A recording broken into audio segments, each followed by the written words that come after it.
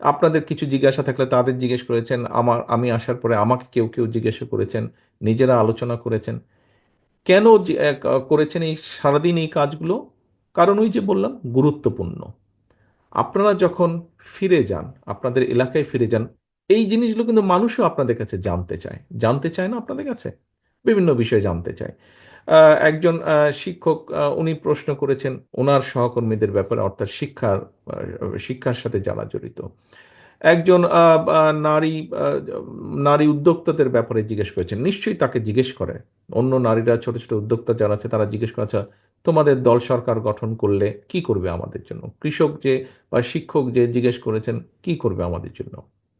অর্থাৎ আমাদের পুরা চিন্তা, ভাবনা, উঠা বসা সবকিছু এই দেশের মানুষকে ঘিরে, এই দেশকে ঘিরে আমাদের।